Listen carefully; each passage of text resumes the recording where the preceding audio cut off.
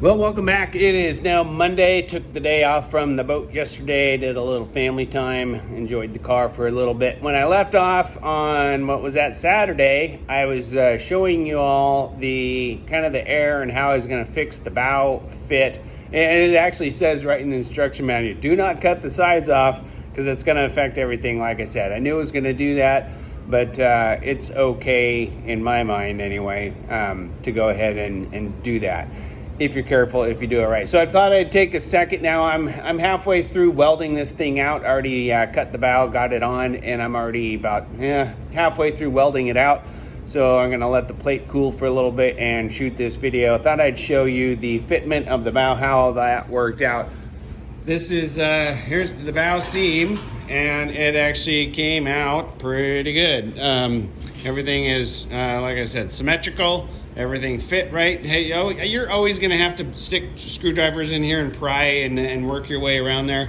But when you look down the curvature of the bow, you don't see any like waviness in there because we kept a nice good arc around here. So that's probably the most visible thing that you're going to see. And again, the fitment of it worked right.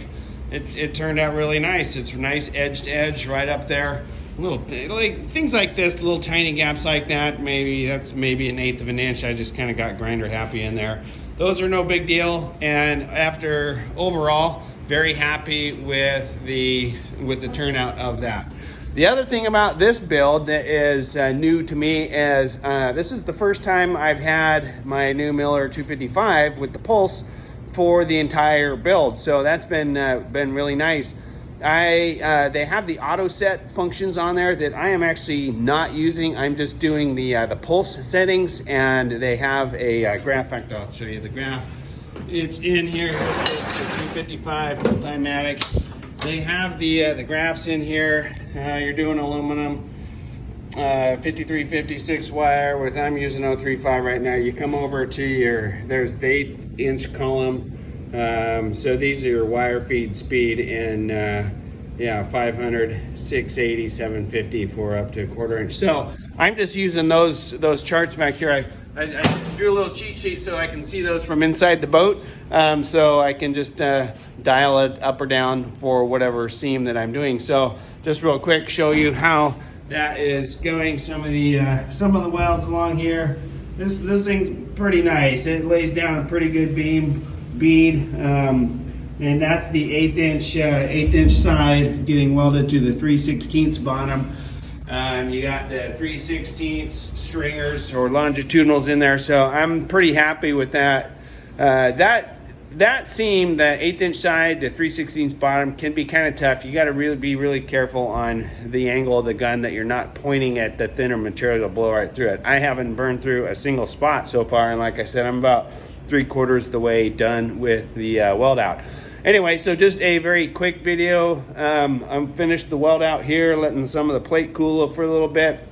And tomorrow, I think I'm going to work on getting the intake located, flushed up against the transom, and cut the hole out for the weld-in ring, recessing it down there so it's flush with the UHMW plastic. I'll get that in there, and off we go. Once that's in there, I typically at that point, once I get it welded out, I flip it over, weld that the butt weld between the three. Actually, this one's a 7/16 keel and 3/16 outers. I will weld that butt weld on the bottom of the boat, grind it flush, and while it's upside down, I will put the UHMW on it. I'm contemplating doing that later and just focusing on keeping the boat upright for now, and essentially start mounting stuff, start finishing, getting the engine out of the jet ski. Haven't even done that yet. And just kind of minimizing how many times I have to roll the boat over is going to save time. So I'm still contemplating how we do that. This transom on this boat is significantly different than the Skookum. That one, this is just essentially a big flat plate with the cuts in it to match the delta, and then the press brake work is in the gunnel, and then you weld the swim step externally. On the Skookum, it's all one big giant piece. You got to weld in the tunnel, but otherwise, that's one other thing I got to weld on is the swim step. But I'm going to get the pump in there. It should be easier to work on. So anyway, I'll give you a quick update tomorrow. See how I did with the weld out and the pump install. And once again, thanks for watching. Hope you enjoy these videos.